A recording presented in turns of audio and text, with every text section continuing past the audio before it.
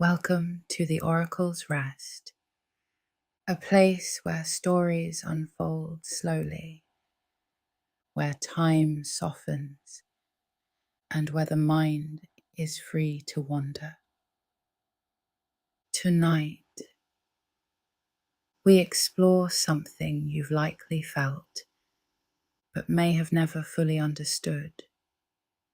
The quiet and persistent sense that time itself is changing, not on the clock, not in the movement of the sun, but in the way it passes through you.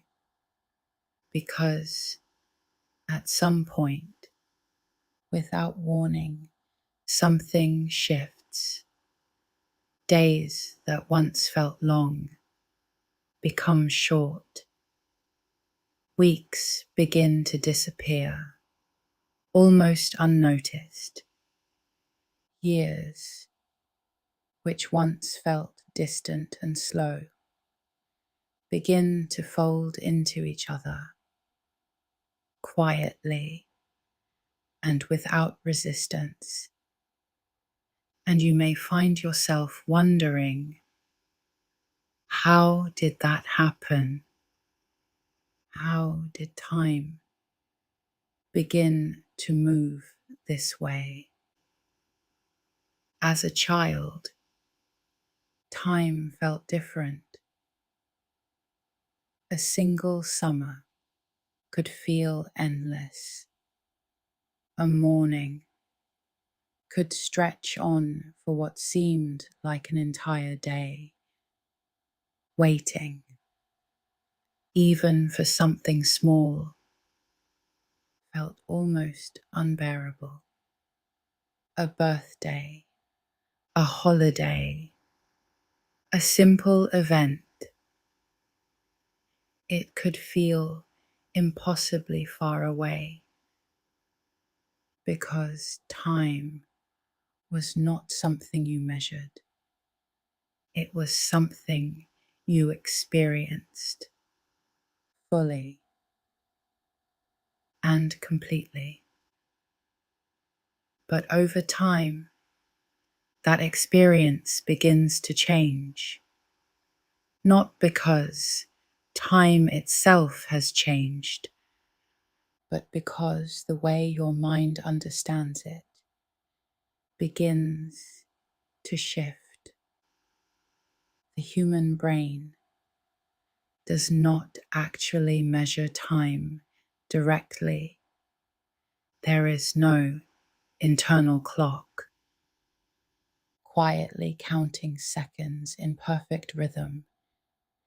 Instead, the brain constructs time from something else entirely, from change, from memory, and from attention.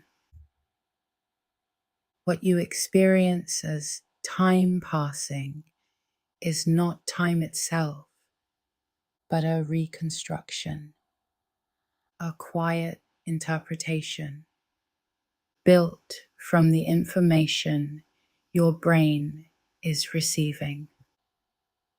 When more is happening, when more is changing, when more is being noticed, time expands.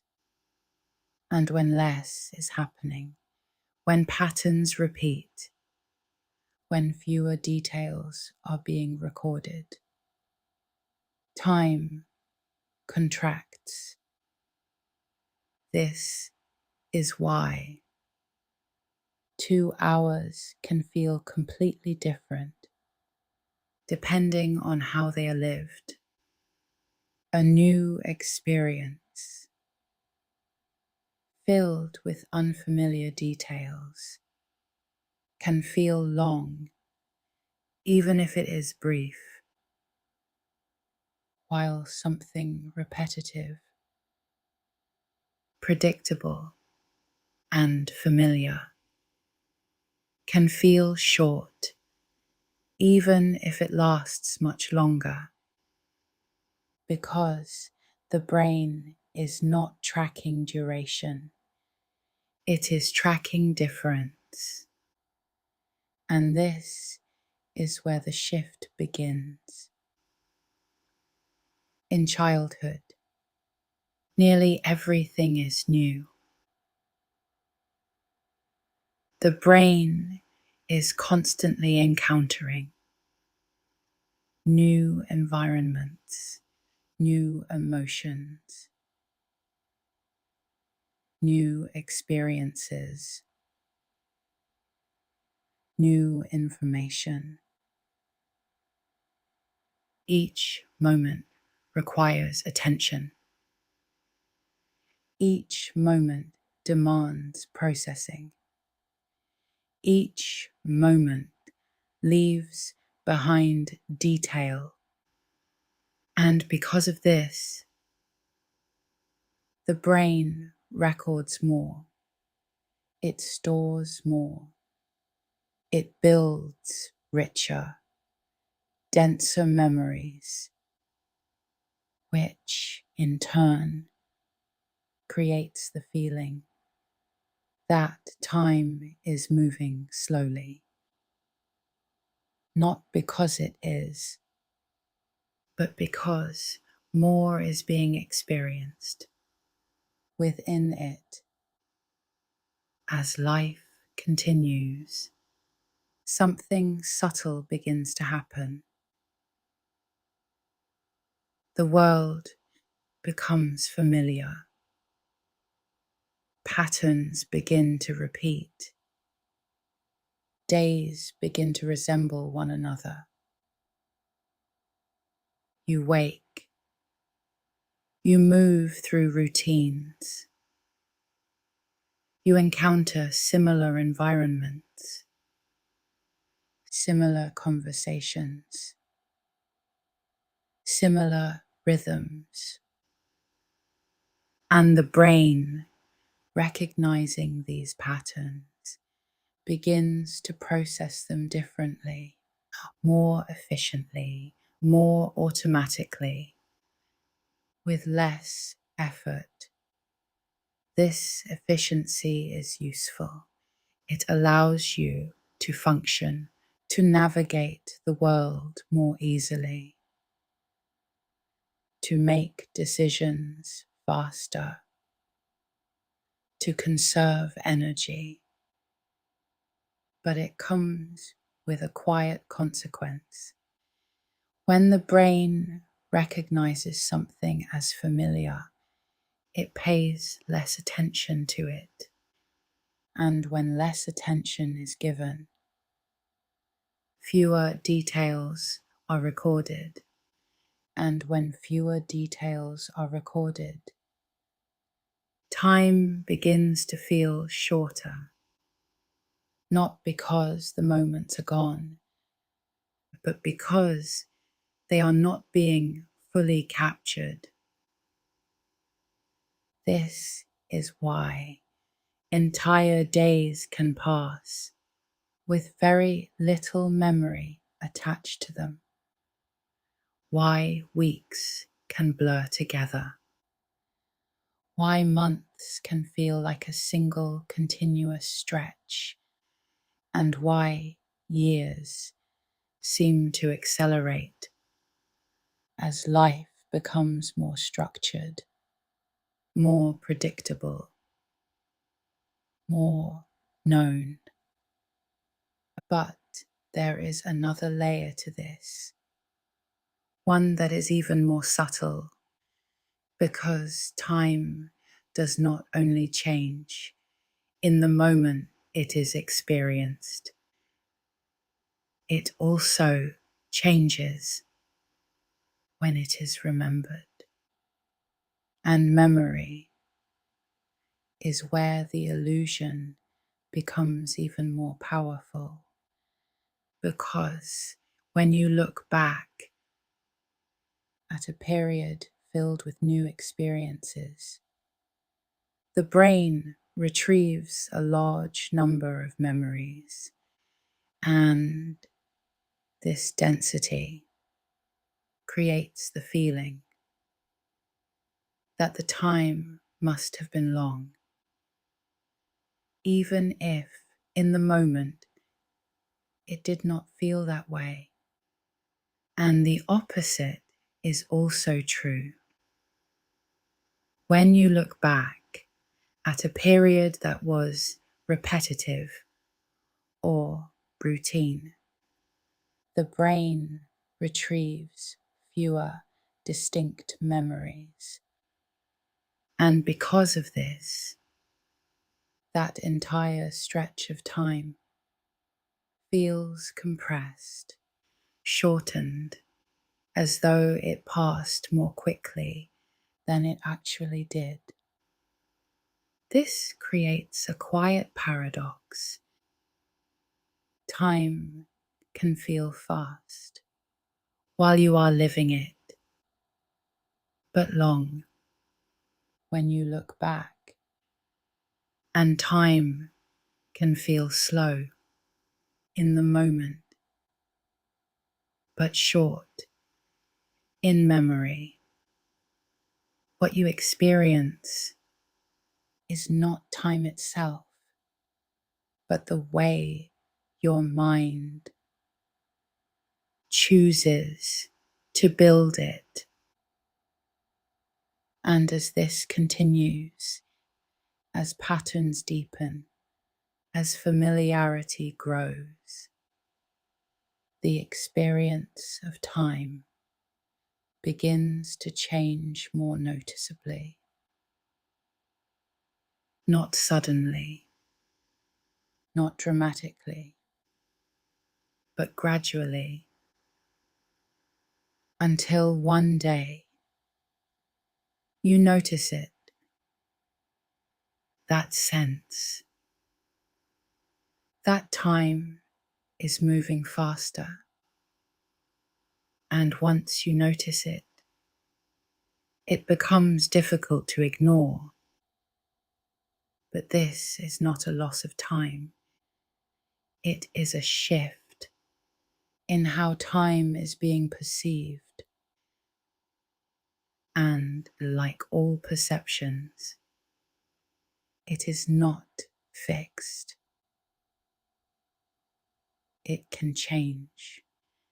And understanding how it changes is where everything begins.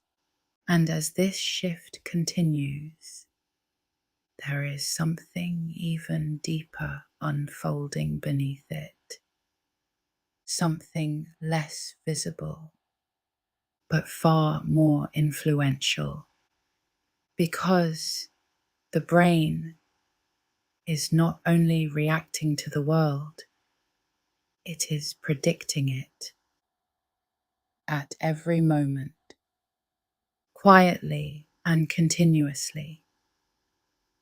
The brain is building expectations about what will happen next, what will be seen, what will be heard, what will be felt. And when those expectations are met, the brain relaxes. It does not need to work as hard. It does not need to analyze. It does not need to pay close attention, because it already knows. But when something unexpected happens, something new, something unfamiliar, something that breaks the pattern, the brain shifts instantly. Attention increases. Processing deepens. More detail is captured. And in that moment, time seems to open. Not because time itself has slowed, but because the brain has begun to observe more of it, This process is closely tied to a system within the brain that is responsible for learning, motivation, and the detection of novelty. A system that involves the release of dopamine. Dopamine is often described as a chemical of reward, but more accurately, it is a signal of significance. It tells the brain, this matters. Pay attention. Remember this. And dopamine is not released. Simply when something is pleasurable, it is released. When something is unexpected, when something is new, when something breaks the pattern. This is why first experiences feel so vivid. Why the first time you visit a place feels longer, richer, more detailed. Why the first conversation with someone feels distinct. Why the first time you learn something leaves a deeper imprint. Because the brain is flooded with signals to pay attention, to record, to remember, and in doing so, it creates the feeling that time is expanding. But over time, as experiences repeat, the brain begins to predict them more accurately, more efficiently. And with that accuracy, dopamine response decreases, not because the experience has no value, but because it is no longer new. It is expected, and when something is expected, the brain no longer treats it as important information. It processes it quickly, quietly, and often, almost invisibly. This is why driving a familiar route can feel like it takes no time at all. Why entire conversations can happen without leaving a clear trace. Why routine days seem to vanish almost as soon as they begin, because the brain is no longer fully present within them. It is operating on prediction, on efficiency, on pattern recognition. And while this makes life easier, it also changes the way time is experienced, because when fewer details are processed, fewer moments are truly noticed. And when fewer moments are noticed, time feels shorter, not because it is gone, but because it was never fully seen. There is another layer to this, one that shapes the way time feels in the moment. And this layer is attention. Attention is the gateway through which experience becomes memory. Without attention, an experience can occur, but it is not deeply recorded. And when it is not recorded, it does not contribute to the feeling of time having passed. This is why moments of distraction feel like they disappear. Why scrolling or drifting through familiar tasks can consume large amounts of time without creating a strong sense of duration, because attention is fragmented, scattered, divided across many small inputs. And when attention is divided, the brain captures less from each moment, reducing the density of the experience and reducing the perceived length of time. But when attention is focused, when the mind is fully engaged, something different happens. More detail is captured, more information is processed, and time begins to feel more expansive. This can happen in moments of deep interest, moments of curiosity, or even moments of stillness, where attention is directed inward, observing thoughts, breath,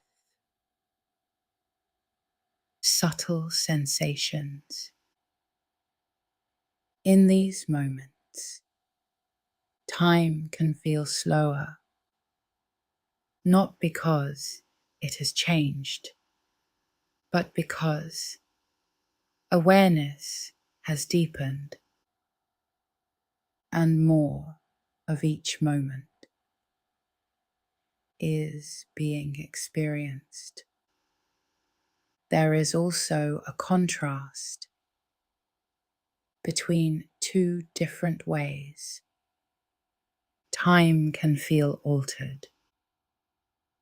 One is through boredom, and the other through immersion. In boredom, time feels slow, but not in an expansive way. It feels heavy, dragging, because the mind is searching for stimulation and not finding it. Attention is restless, shifting without settling, and in that restlessness, time becomes difficult to move through. Each second feels noticeable, but not meaningful, and so it stretches uncomfortably. But in immersion, time also seems to disappear, yet it does so differently. In these moments, attention is fully absorbed. There is no effort to pass time, no awareness of its movement, only engagement, only presence. And when these moments end, time appears to have moved quickly, but the experience itself feels rich, complete, because attention was sustained and detail was captured. These two states, boredom and immersion, both alter the perception of time, but they do so in opposite ways. One stretches time without meaning, the other compresses time while deepening experience, and both reveal something important. That time is not simply passing, it is being shaped by the state of the mind. And as life becomes more structured, more predictable, more familiar, the opportunities for novelty begin to decrease. The brain relies more on prediction. Attention becomes more selective, and experiences begin to repeat. This combination, prediction, reduced novelty, and narrowed attention, creates the perfect conditions for time to feel faster, not because life is shorter, but because fewer moments are being fully experienced. And this is why, as people grow older, time appears to accelerate, not in reality, but in perception. And yet, even within this pattern, there are moments that break through, moments where time seems to slow again, where awareness sharpens, where detail returns, moments of surprise, moments of change, moments of presence, and these moments reveal something quietly important, that the experience of time is not fixed. It can expand. It can contract. It can shift based on how the mind engages with the world. And this leads to a deeper question. If time feels faster because of repetition, prediction, and reduced attention, then what happens? When those patterns are changed, when novelty returns, when attention deepens, when awareness expands, what happens to time then?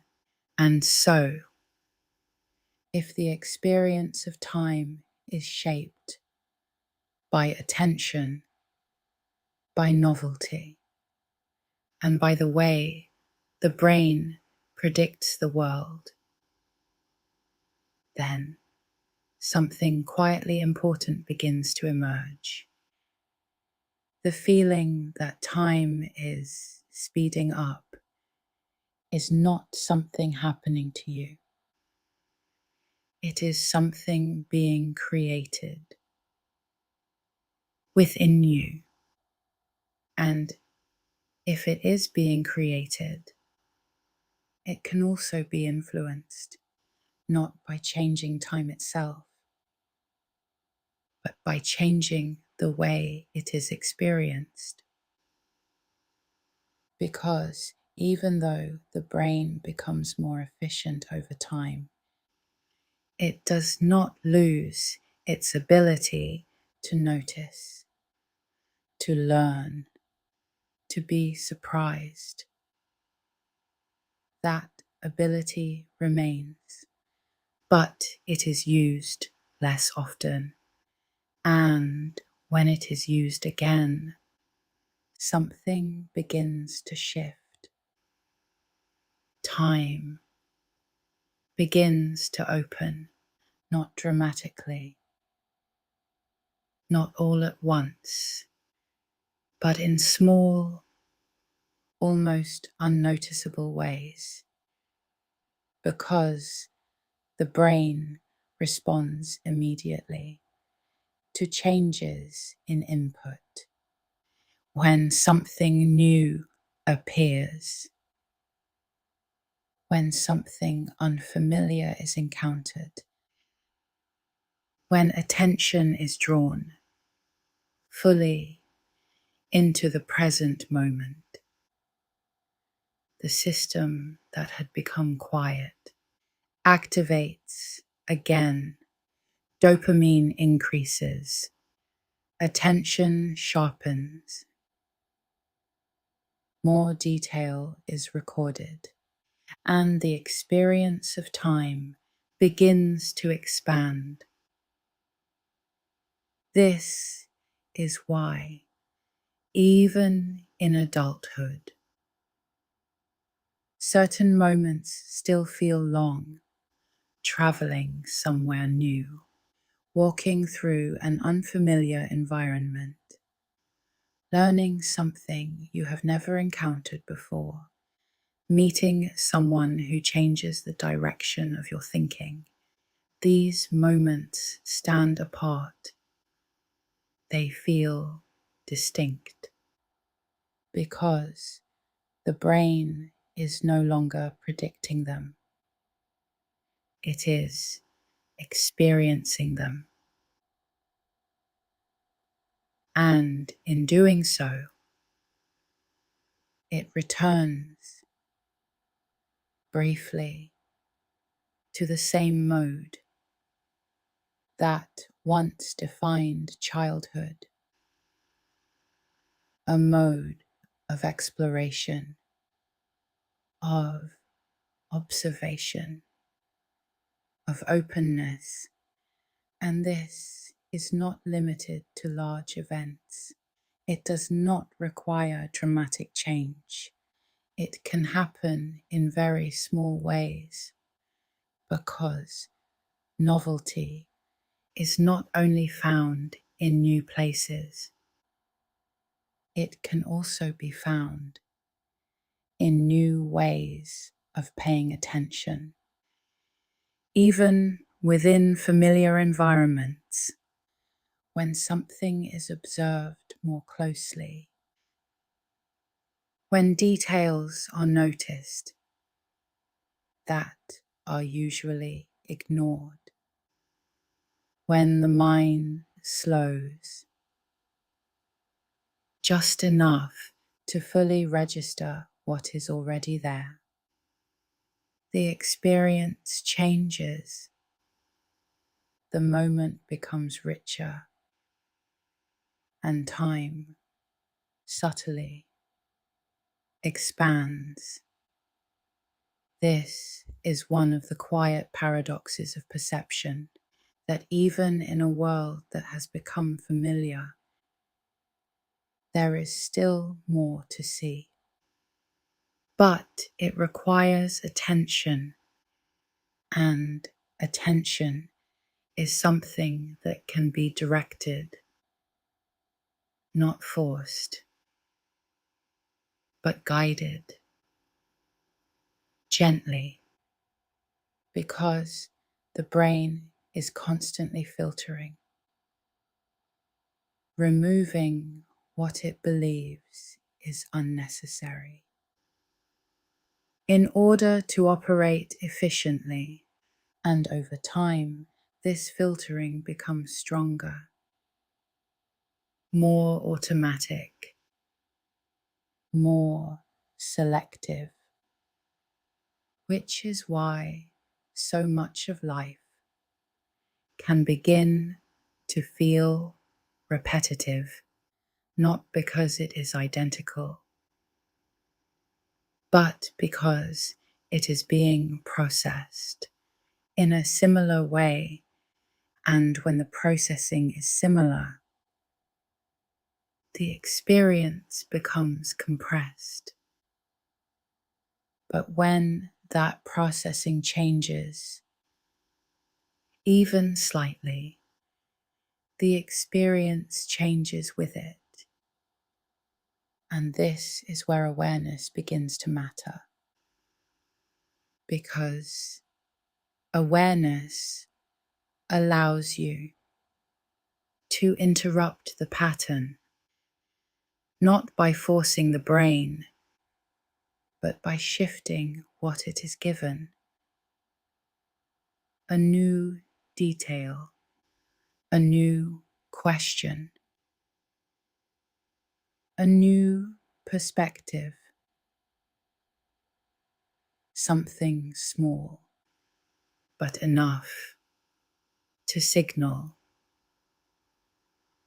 that this is different. And when the brain detects difference, it responds. It becomes more alert, more engaged. And in that engagement, time stretches. There is also a deeper layer to this, one that involves how the brain organizes memory, because memory is not simply a recording. It is a reconstruction built from fragments, from details, from impressions, and the richness of that reconstruction depends on how much was captured. When an experience is dense, filled with variation, filled with attention, it creates more memory anchors, more points of reference, more structure. And when the brain looks back on it, it perceives it as longer, more substantial, more real. But when an experience is uniform, repetitive, minimally observed, it creates fewer anchors, fewer distinctions, and when the brain retrieves it, it appears compressed, shortened, as though less time existed within it. This is why two people can live through the same amount of time, but experience it completely differently. One may feel that time is slipping away, while the other feels that it is full, expanded, and deeply lived. Because the difference is not time, it is how it was experienced and how it was remembered. There is something quietly reassuring in this, because it suggests that the feeling of time accelerating is not permanent. It is not a fixed condition. It is a pattern, and patterns can change, not instantly, not completely, but gradually, through small shifts, in how attention is used. in how novelty is introduced, in how awareness is directed. And over time, these small shifts accumulate, creating more moments that stand out, more experiences that are fully noticed, more memories that are clearly formed, and in doing so, they change the way time feels, not by slowing the clock, but by expanding what exists within it. And as this becomes clearer, another question begins to form.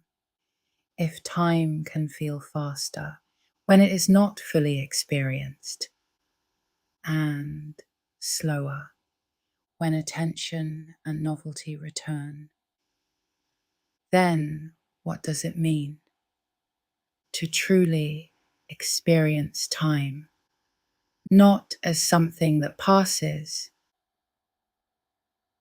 but as something that is lived?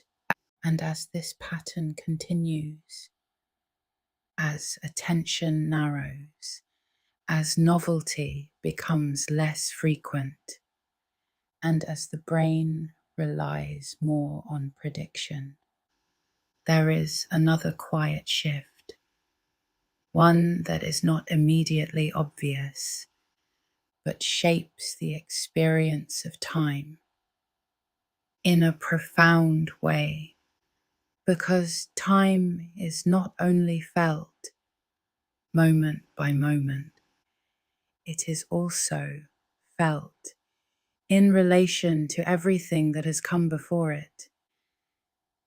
Each year, each month, each day is not experienced in isolation. It is measured against memory, against the total span of life that has already been lived. And as that span grows, something subtle begins to happen. Each new unit of time becomes a smaller portion of the whole. A single year in early life represents a large percentage of everything that has been experienced. But later, that same year becomes only a small fraction of a much larger timeline. And while this is a simple mathematical shift, the brain experiences it as something much more intuitive, because perception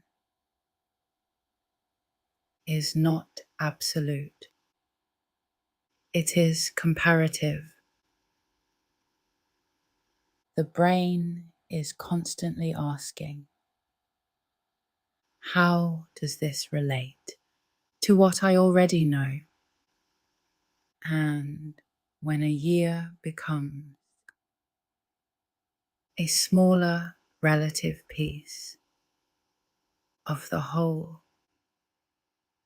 it feels shorter, not because it has changed, but because the context around it has expanded. This is sometimes described as proportional time perception, where the passage of time feels faster simply because each new segment is being compared to a larger base, But this is only part of the story, because this proportional effect combines with everything that has already been unfolding: reduced novelty, increased prediction, narrowed attention, and lower memory density. All of these layers begin to reinforce each other, creating a powerful shift in how time is experienced. Days become more similar, weeks begin to blur, months pass quietly, and years seem to accelerate, not because time itself is moving differently, but because fewer distinctions are being made within it. And when distinctions fade, time compresses. There is also another element, one that is closely tied to how identity is formed, because the brain does not only record events, it organizes them into a narrative, a sense of self that stretches across time.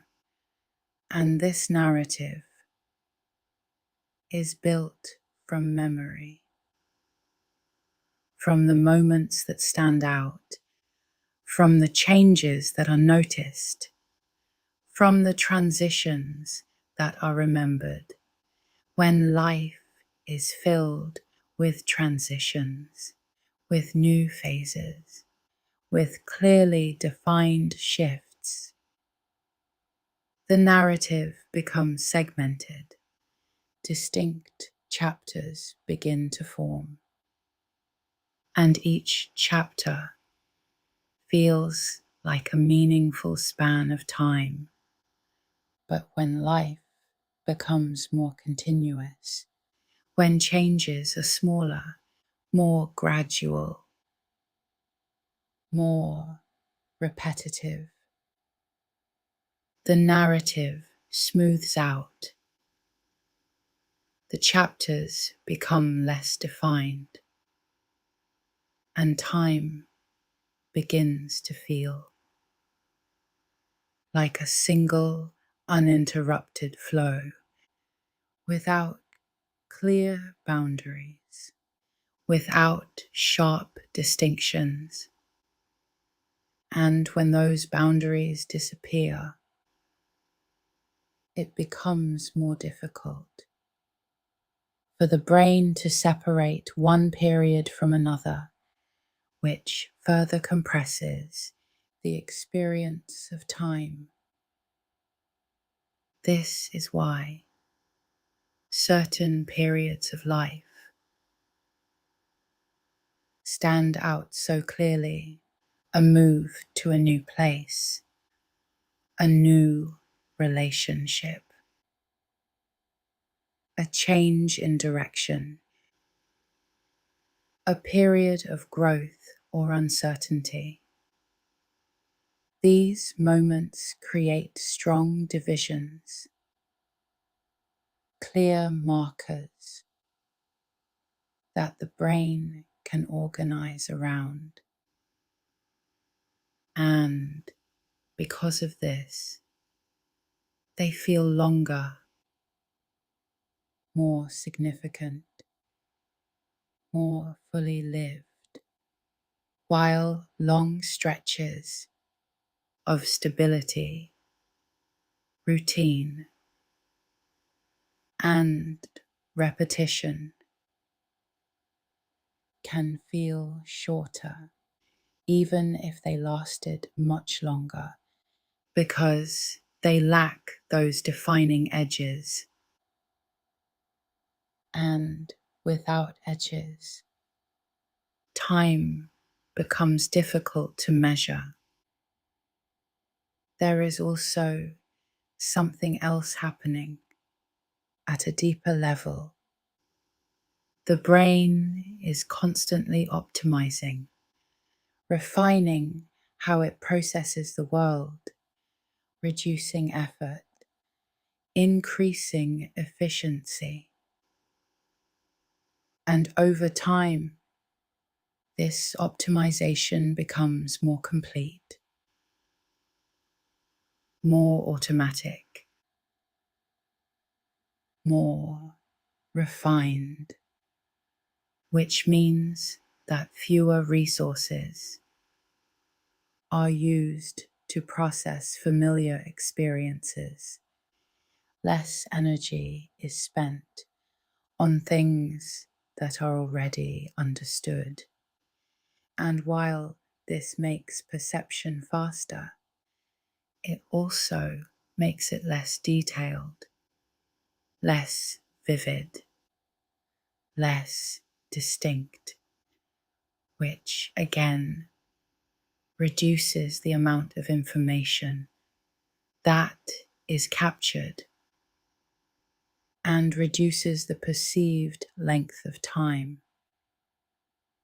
But there is a contrast to this, because even within a highly efficient system, the brain remains sensitive to change,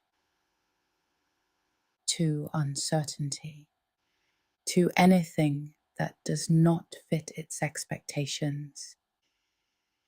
And when that happens, the entire system shifts. Efficiency is reduced. Attention increases. Processing deepens. And time begins to expand again. This is why moments of disruption, even small ones, can feel surprisingly significant. A different route, a new environment, an unexpected conversation, a shift in routine. These moments interrupt prediction, and in doing so, they restore detail. They create distinction. They form memory anchors. And those anchors stretch time, not in reality, but in perception. There is something quietly powerful in this, because it reveals that the experience of time is not controlled by the clock, but by the structure of experience itself, by how much is noticed, by how much is different, by how much is remembered. And as this becomes clearer, the idea that time is running out begins to shift, because what often feels like a loss of time is actually a loss of distinction, a loss of detail, a loss of fully experienced moments. And when those are restored, even in small ways, time begins to feel fuller, richer, less compressed, and less distant. But this raises another quiet question. If time feels shorter because fewer moments are being distinguished and longer. When more detail is captured, then what role does awareness play in shaping not just time, but experience itself? And as all of these layers come together, prediction, memory, attention,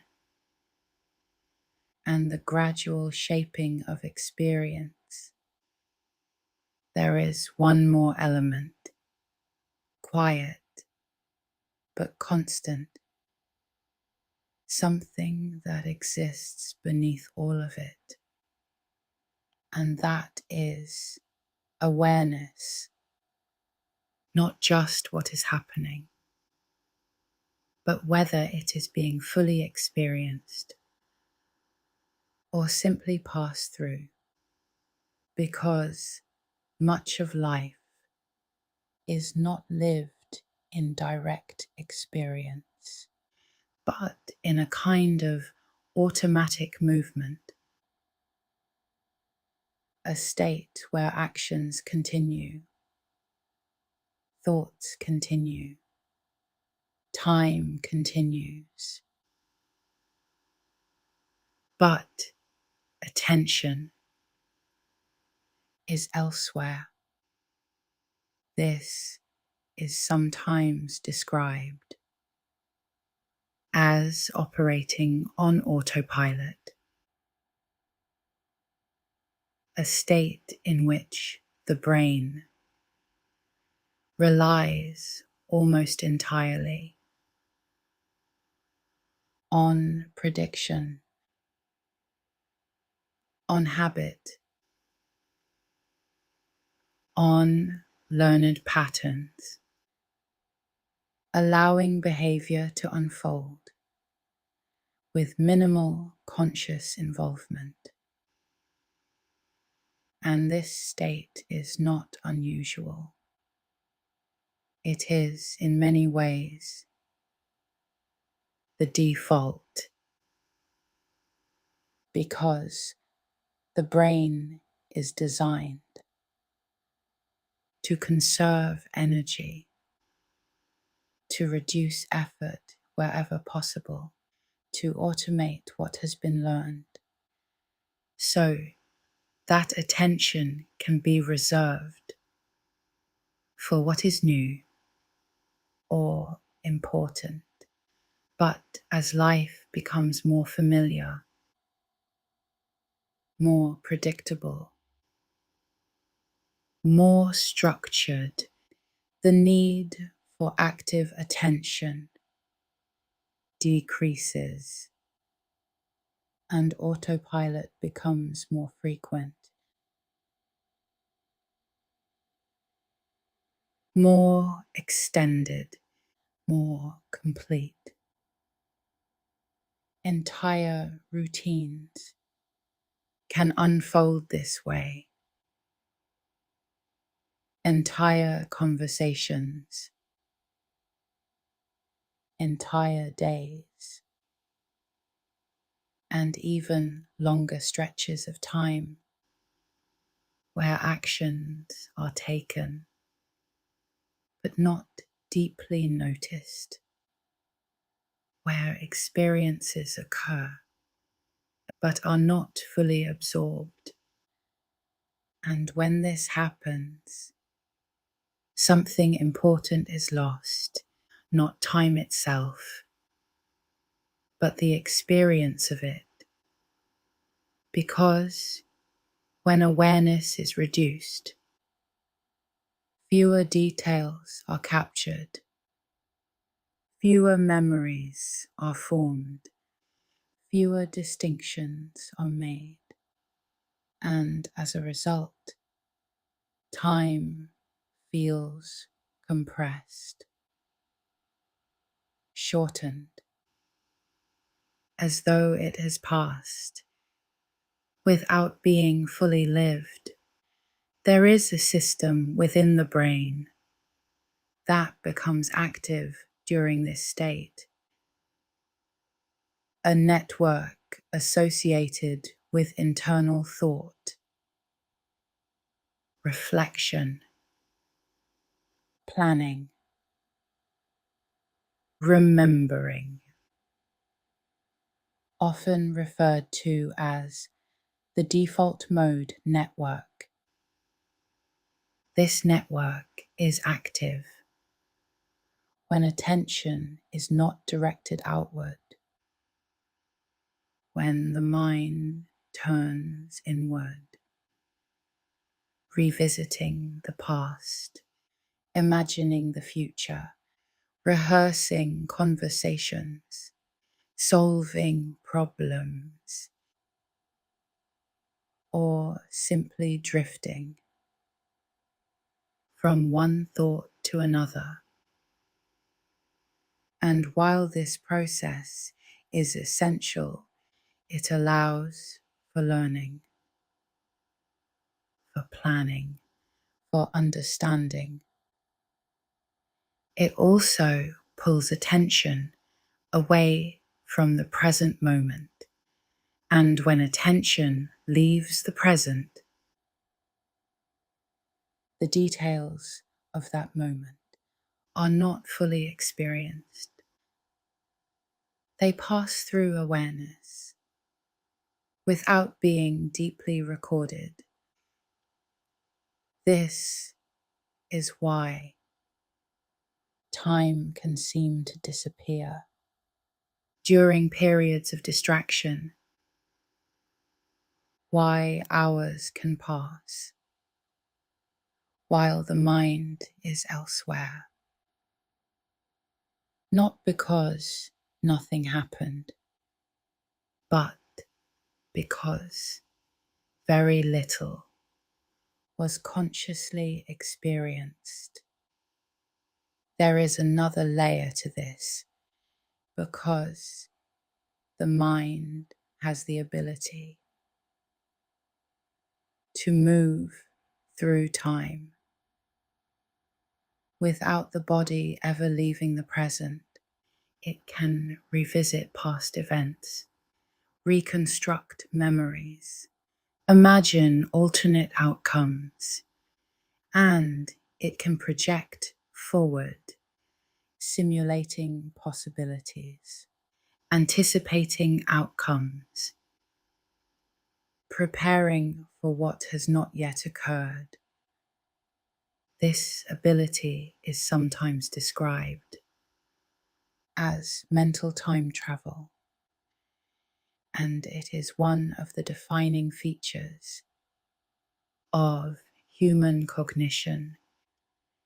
It allows for reflection, for learning from experience, for shaping future behavior. But it also means that attention is often divided between what is happening now and what has already happened or has yet to happen. And when attention is divided, the present moment becomes thinner, less detailed, less fully experienced, which again reduces the density of memory and reduces the perceived length of time. There is something subtle here, because the more the mind moves between past and future, the less it remains in direct experience, and direct experience is where time feels most expansive, where detail is richest, where awareness is most complete. But this does not mean that the mind should stop moving through time. That would not be natural or necessary.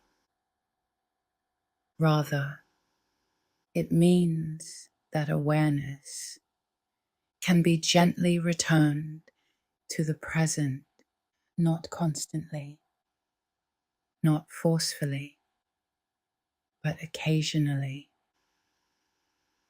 enough to deepen experience, enough to capture more detail, enough to create distinction, because even brief moments of full awareness can change the way time is felt.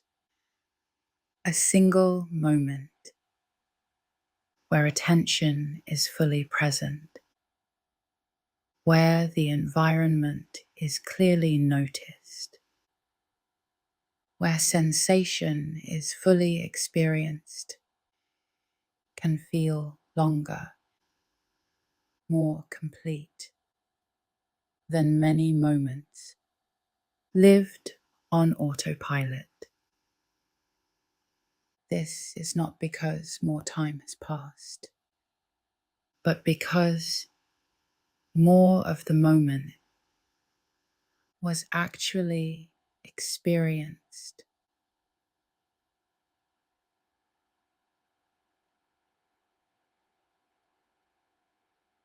There is also a connection between awareness and emotional engagement, because moments that carry emotion, whether subtle or intense, are more likely to be remembered, more likely to stand out, more likely to create distinction, and these moments often feel longer, not in duration, but in depth, because emotion signals importance. It tells the brain to pay attention, to record, to remember, and in doing so, it increases the density of experience, which again expands the perception of time. But when emotion is muted, when experiences feel similar, when engagement is low, the brain reduces its recording and time becomes compressed. This is why periods of life that feel meaningful often feel longer, more memorable, more clearly defined, while periods that feel neutral or repetitive can seem to pass quickly, leaving behind fewer traces. And as all of this continues, autopilot, prediction, reduced novelty, divided attention, they begin to form a pattern, a way of moving through life that is efficient, but less detailed, less distinct, and more compressed in its experience of time. But within that pattern, there is always the possibility of interruption, a moment where awareness returns, a moment where attention sharpens, a moment where something is truly noticed, And in that moment, time expands, not because it has changed, but because more of it is being lived. And as this becomes clearer, another question begins to take shape. If awareness deepens experience, if attention expands time, and if autopilot compresses it,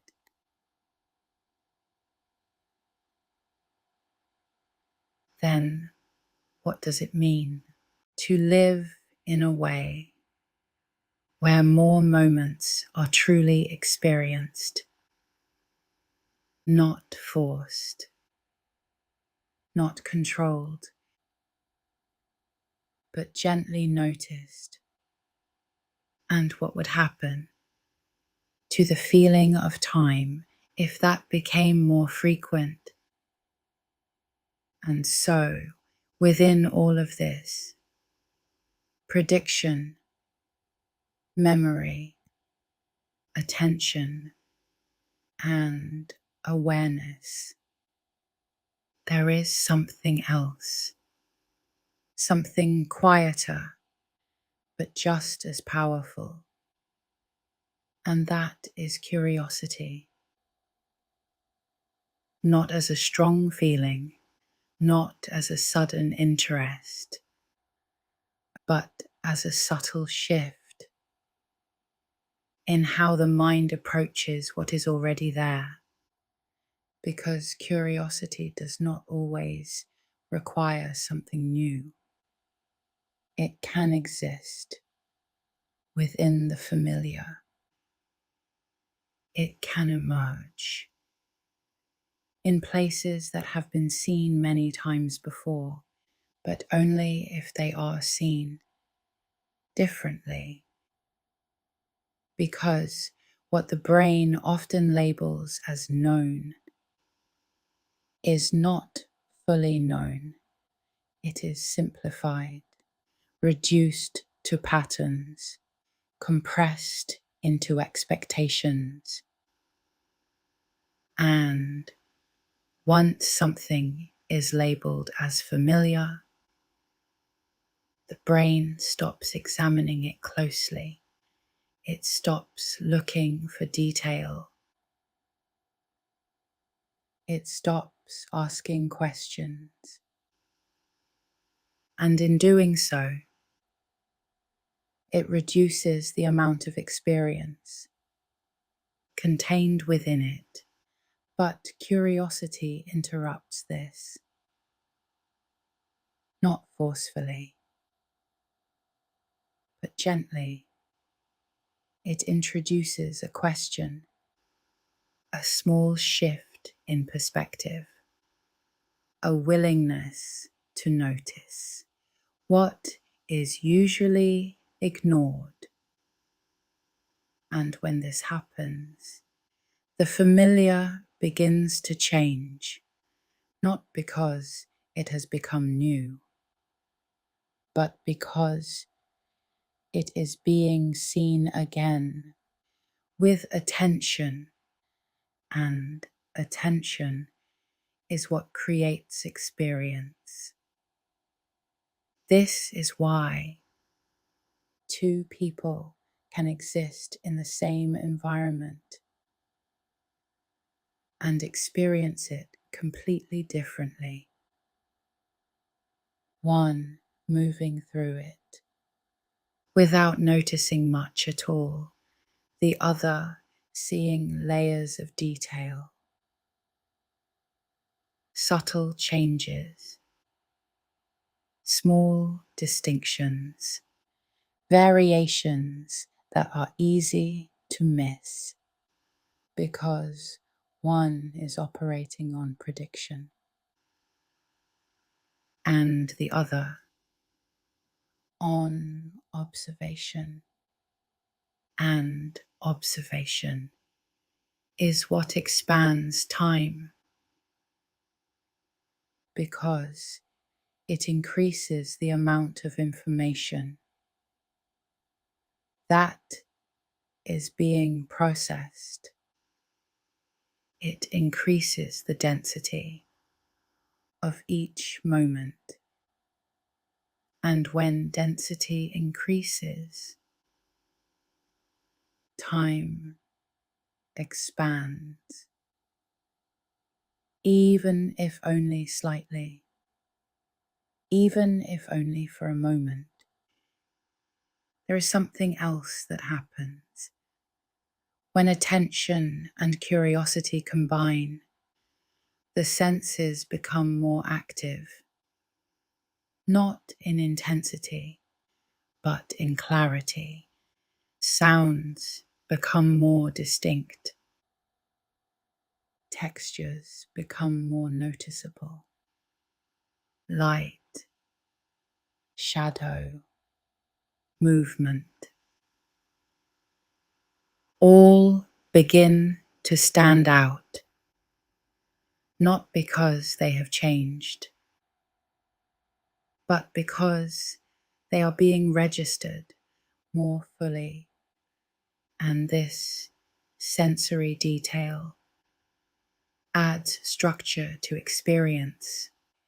It creates layers, and those layers create memory, which again expands the perception of time.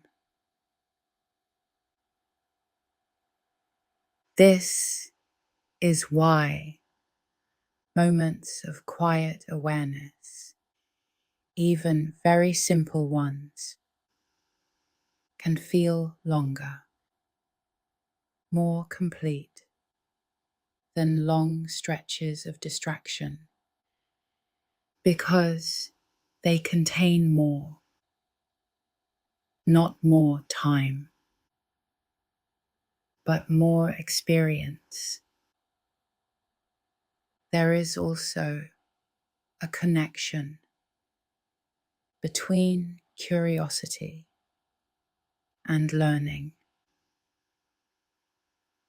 because the brain is always seeking to understand, to update its models, to refine its predictions. And when curiosity is present, this process becomes active again. The brain shifts from prediction to exploration, from efficiency to engagement. And in that shift, time expands, because exploration requires attention. It requires processing. It requires detail. And all of these increase the richness of experience. But curiosity does not need to be intense. It does not need to be directed towards something large. It can exist in very small ways. A slight change in routine, a different way of moving through a familiar space, a moment of noticing something that would normally be passed over, even a simple question: what is here that I have not seen before? And in asking that question, the mind begins to look differently, to search, to observe, and in doing so, it creates difference. And difference is what stretches time. There is something quietly important here, because it suggests that the experience of time does not depend entirely on large changes, on travel, on major life events, but can be influenced in small, consistent ways through how attention is used, through how curiosity is allowed, through how the familiar is re-examined. And over time, these small shifts begin to accumulate, creating more moments that stand out, more experiences that are clearly formed, more distinctions within what would otherwise feel continuous. And as these distinctions increase, time begins to feel less compressed, less blurred, more structured, more present. But there is another layer to this, because curiosity and attention do not only expand time, they also change the relationship to it. Because when a moment is fully experienced, there is less focus on how quickly it is passing, and more focus on what it contains. And in that shift, time becomes less of something that is being lost, and more of something that is being lived, not measured, not tracked, but experienced.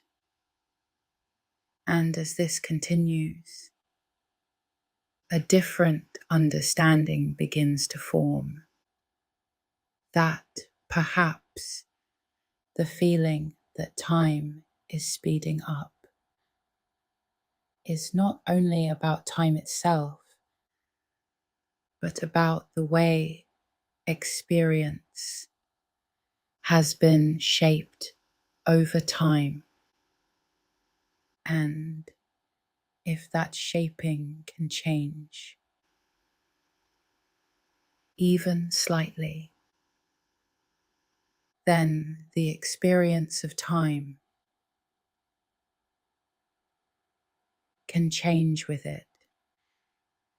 But this leads to something deeper, something that sits beneath all of it.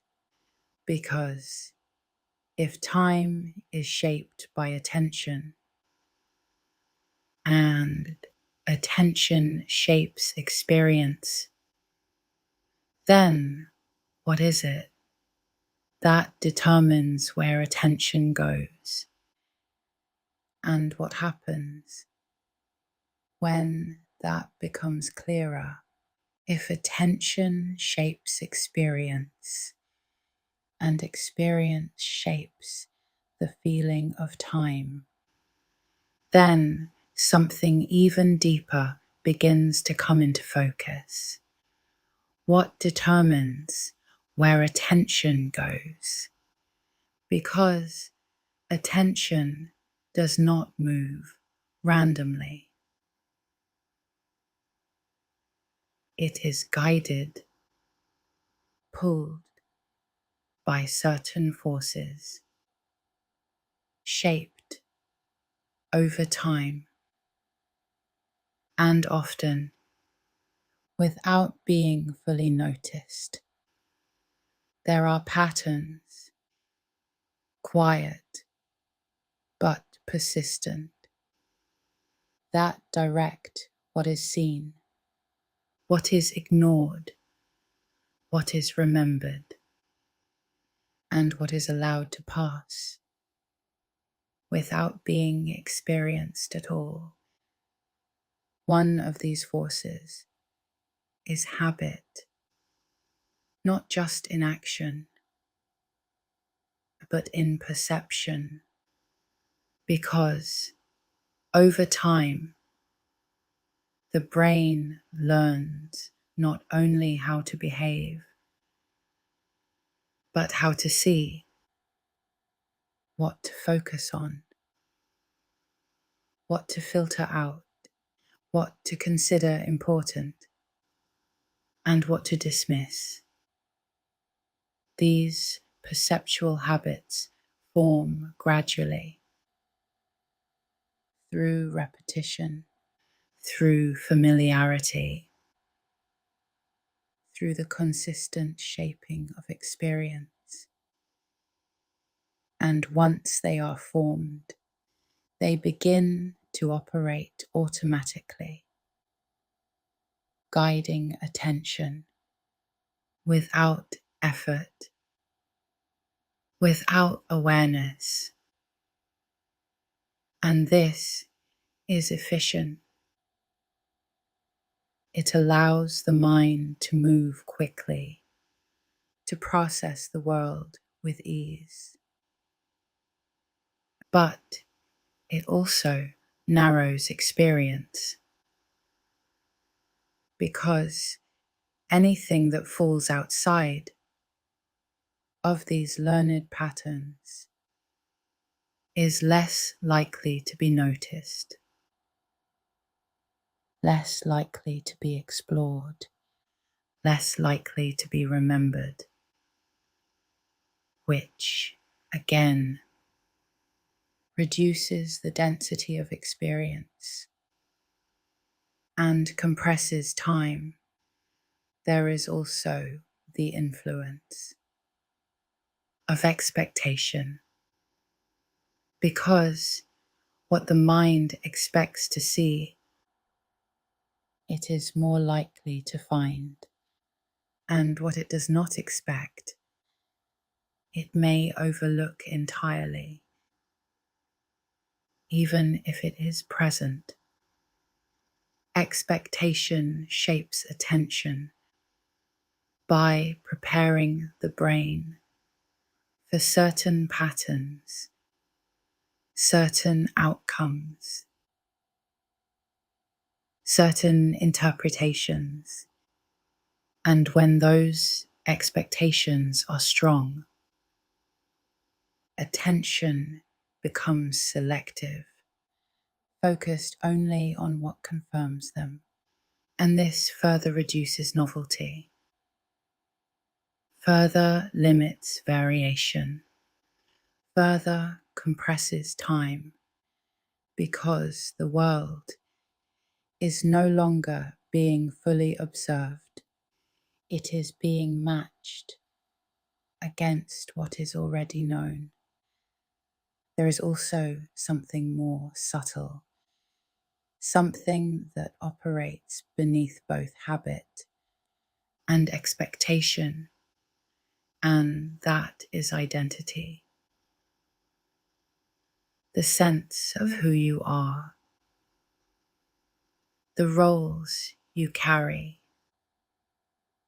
the patterns you repeat, the ways you move through the world, because identity shapes attention by determining what feels relevant, what feels meaningful, what feels worth noticing.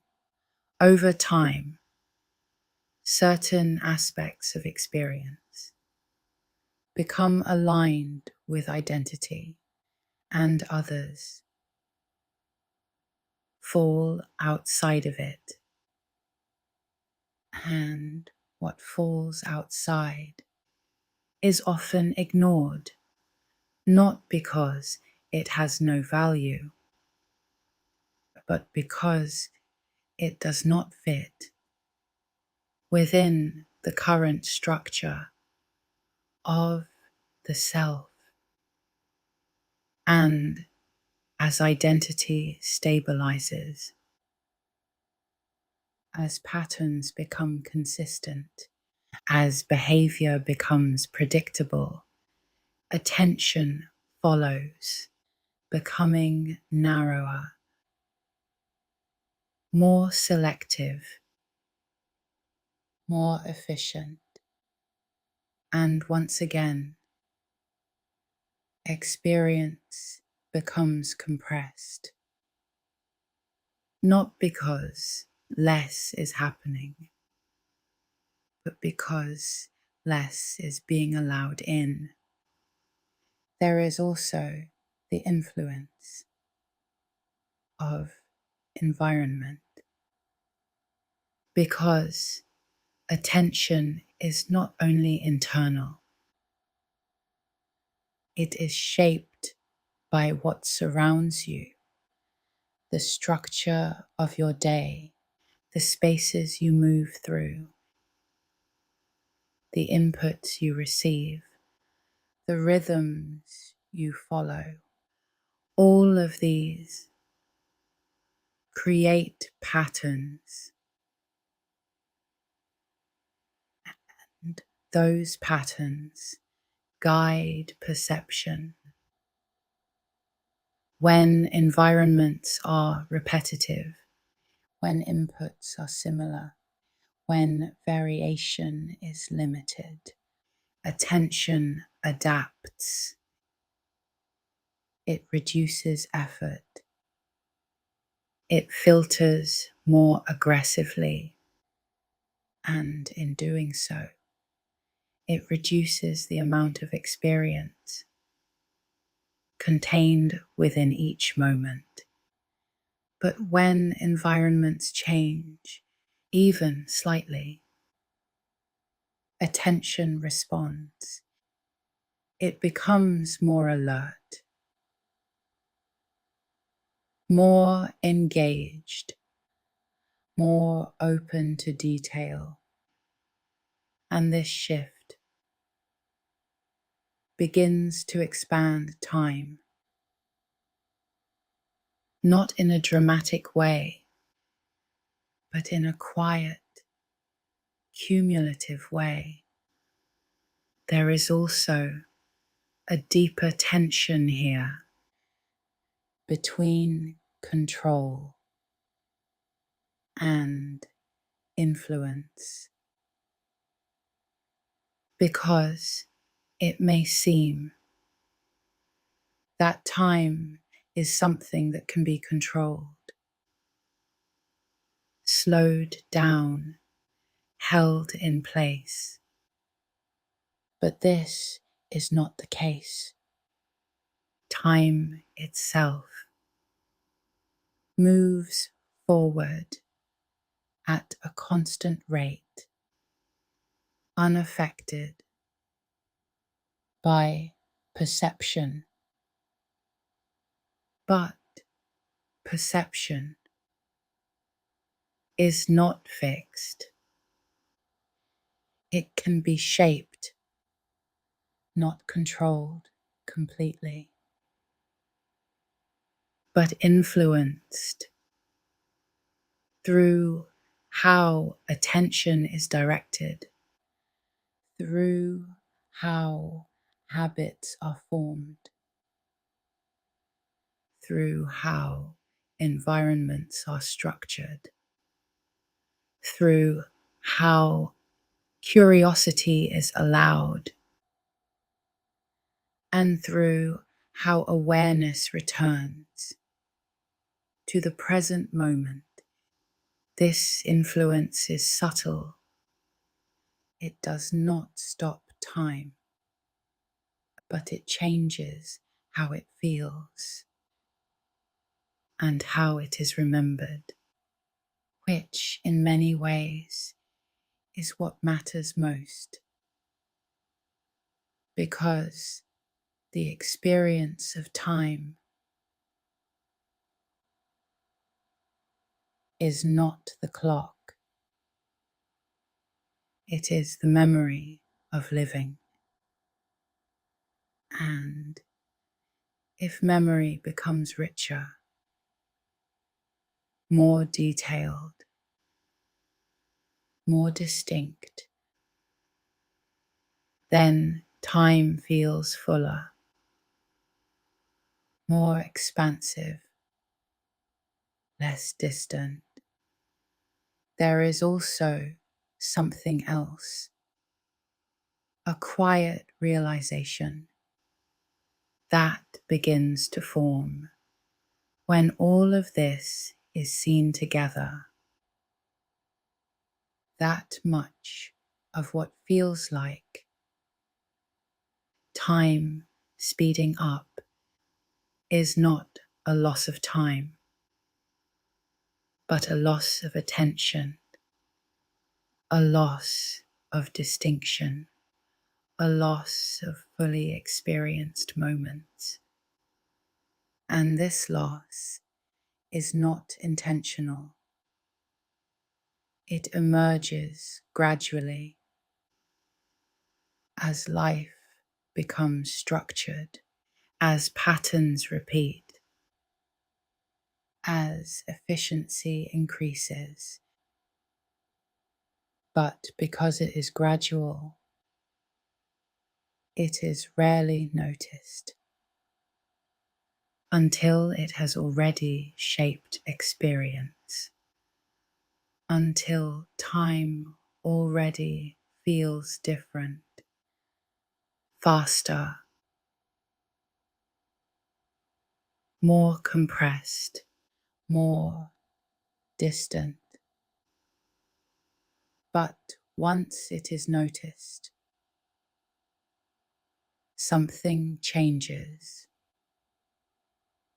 because awareness, even of the pattern itself, begins to interrupt it, begins to create space, begins to allow for a different way of experiencing time, not through force, not through control, but through recognition. And recognition is the beginning of change. Because once something is seen, it can no longer operate in exactly the same way. And as this continues, as attention is observed, as patterns are recognized, as awareness returns in small moments, a shift begins to occur, not in time itself, but in the experience of it. Moments begin to feel slightly fuller, slightly more distinct, slightly more present, and over time, these moments begin to accumulate, creating a different relationship with time, one that is less about how quickly it passes and more about how deeply it is lived. But beneath all of this, there is still something unresolved, a deeper layer, because even when time feels full, even when moments are experienced clearly, there remains a question: what is time really? Not as something measured, not as something perceived, but as something that exists independent of the mind and What happens when the mind begins to look at time not as something that is passing, but as something that is being created, moment by moment?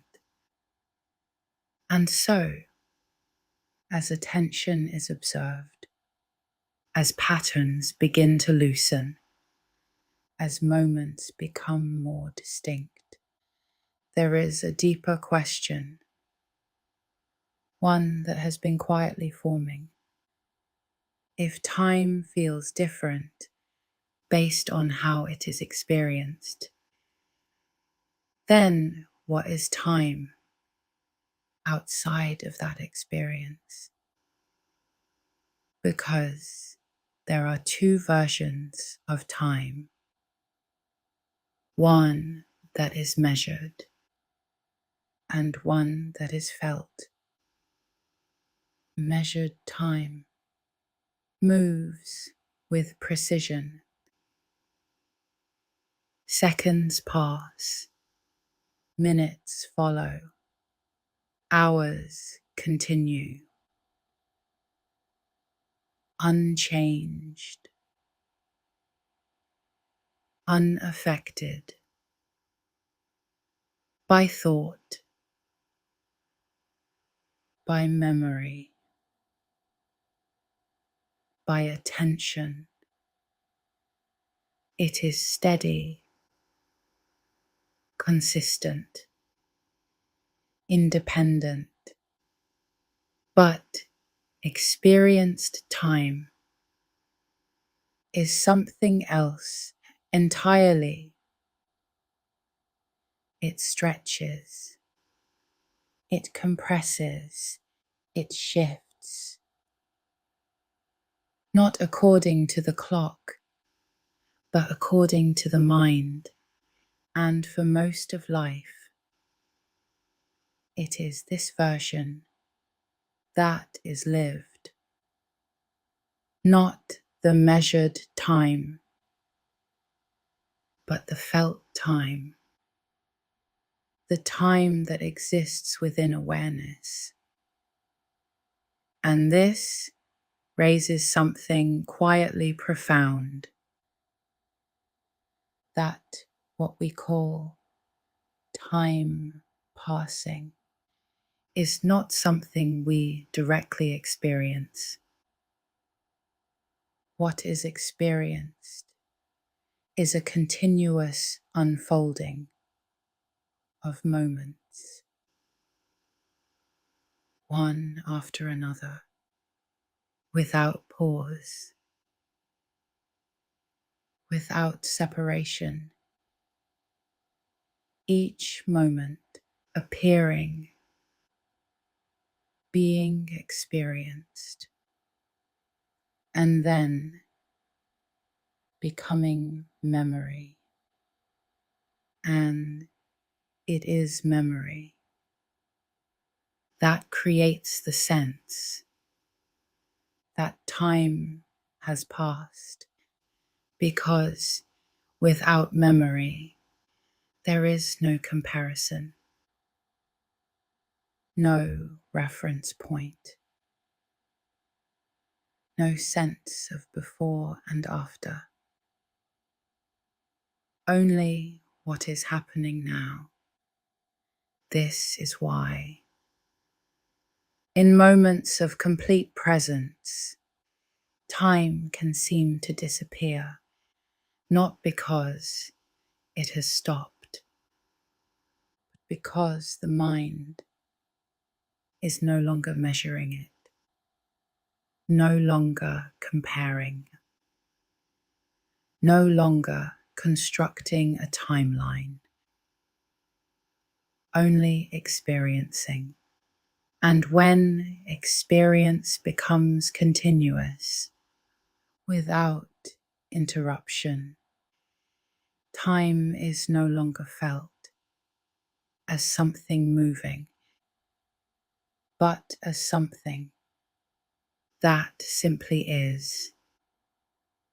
There is something subtle here, because the sense of time passing requires distance.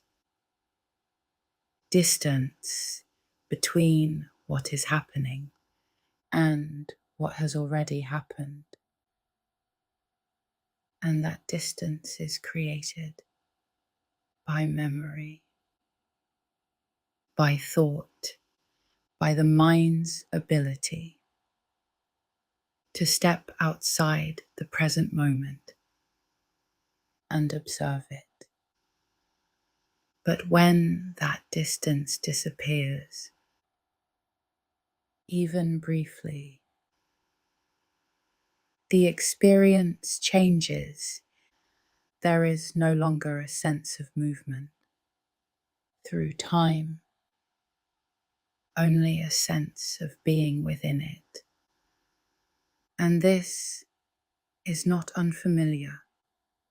It happens in small ways, moments where attention is fully absorbed, where thought quiets, where awareness settles. And in those moments, time does not feel fast or slow. It simply feels absent, or perhaps more accurately, it no longer feels like something separate. This suggests something deeper, that time, as it is experienced, is not something that exists independently, but something that is constructed moment by moment from attention, from memory, from the movement of thought. And when those elements change, the experience of time changes with them. This does not mean that time itself is unreal, but it does mean that the way it is lived is shaped entirely by the mind. There is also another layer to this, because the mind does not experience time directly. It experiences change in environment, change in sensation, change in thought, and it organizes that change into a sequence, a narrative, a sense of progression, which becomes what we call time, but without change. This sequence begins to blur, and when it blurs, time becomes difficult to perceive, which again explains why repetition compresses time, why sameness reduces distinction, why uniform experiences feel shorter, because there is less change, less variation, less for the mind to organize. And without organization, there is less structure. And without structure, time loses its form. There is also something quietly revealing in the way the mind moves between past, present, and future, because while the present moment is always where experience occurs. The mind rarely stays there. It moves, constantly revisiting what has already happened, projecting what may happen next, creating a sense of continuity, a timeline that extends beyond the moment. And this timeline is what gives time its weight, its meaning, its sense of direction. But this movement also creates distance from the present. And when that distance grows, the present moment becomes thinner, less detailed, less fully experienced, which again reduces the density of time. But when that movement slows, even slightly, when the mind rests closer to the present, something changes. The moment becomes clearer, more detailed, more complete. And in that clarity, time feels different, not slower, not faster, but more present, more real. There is something quietly powerful in this, because it suggests that the experience of time is not something fixed, not something that must continue to accelerate, but something that can shift as awareness shifts, as attention returns,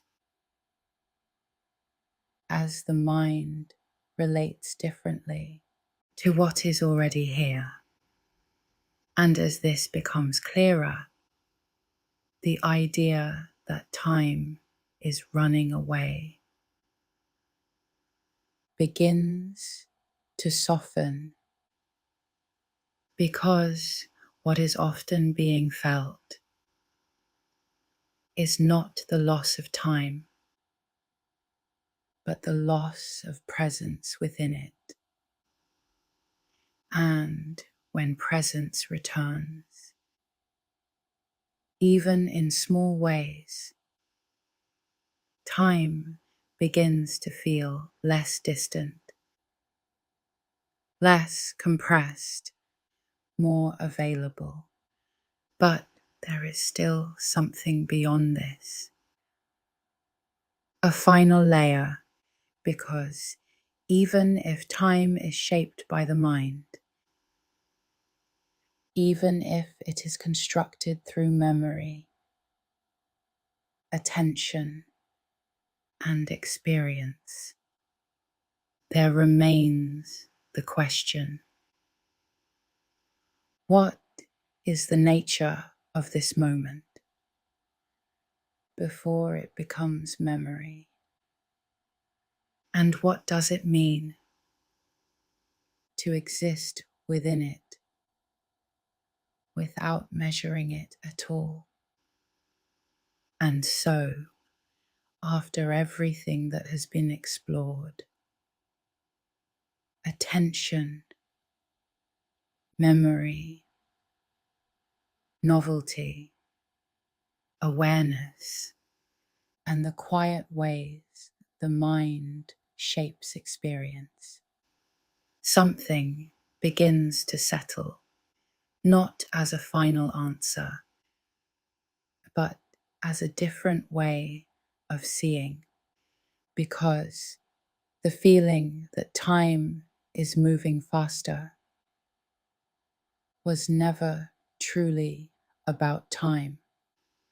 It was about how much of it was being lived, how much was noticed, how much was remembered, and how much passed quietly, unseen. Time itself has not changed. It has continued at the same steady pace, moment after moment. But the experience of it has shifted gently, gradually, over time, as patterns formed, as attention narrowed, as the mind became more efficient, and less of each moment was fully captured. And in that shift, time began to feel as though it was slipping away, but nothing was taken, nothing was lost, only less was being held. Less was being noticed, less was being lived.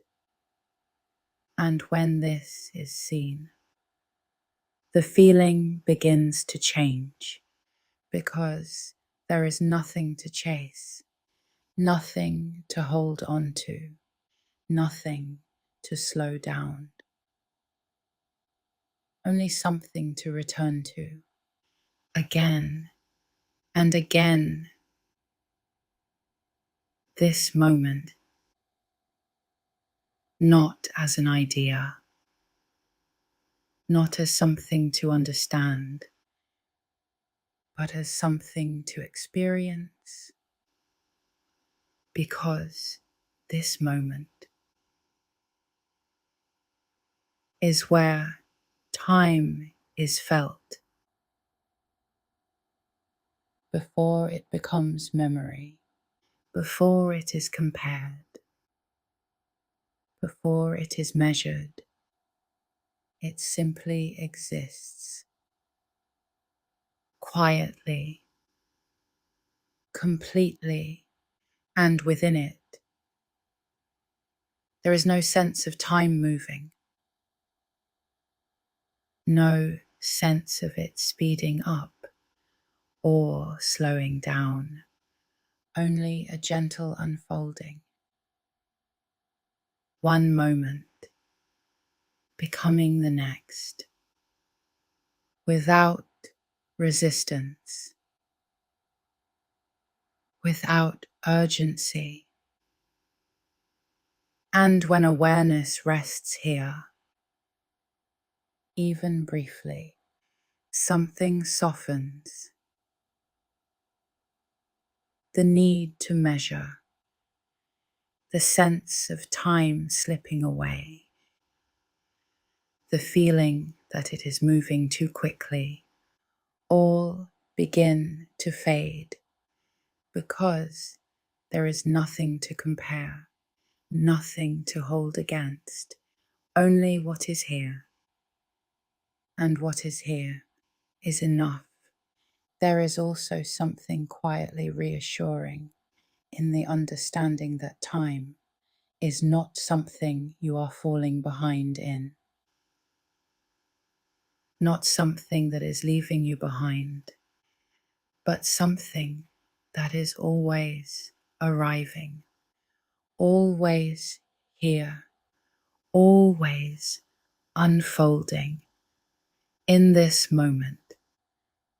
And while memory may compress the past, and anticipation may stretch toward the future, neither of those exist.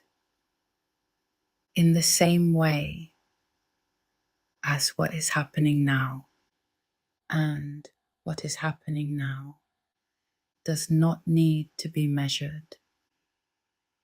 It only needs to be experienced gently, without effort, without trying to hold on to it, because the more it is held,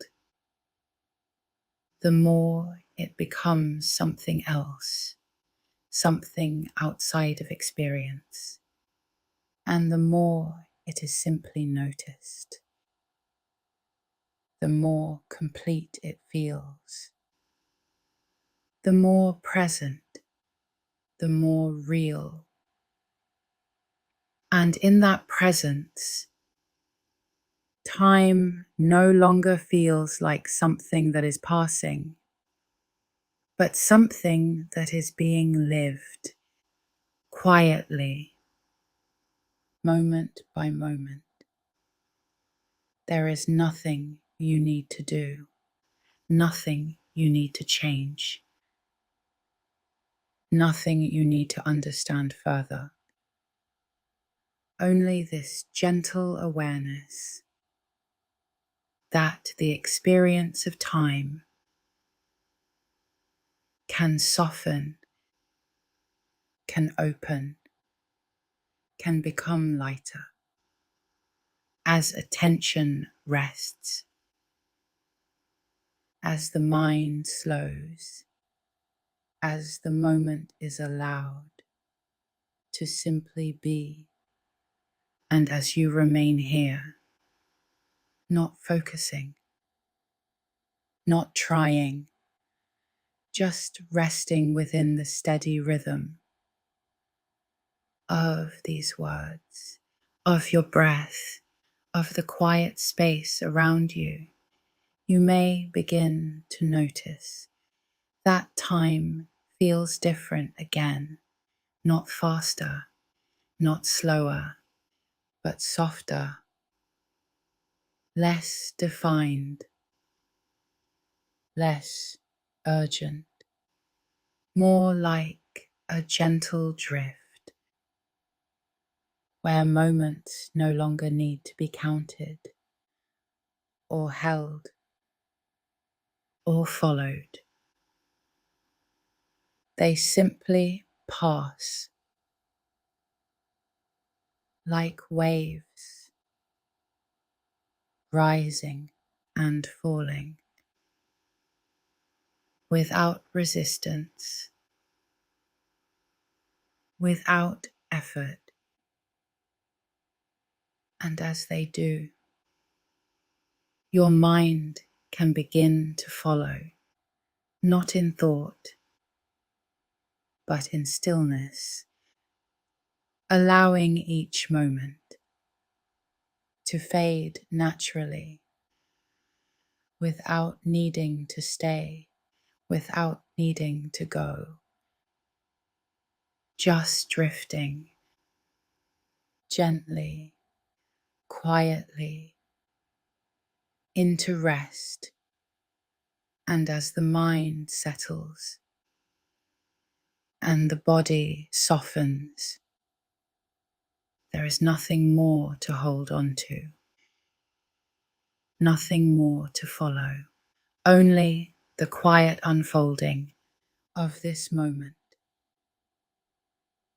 and the next and the next, until even that begins to fade.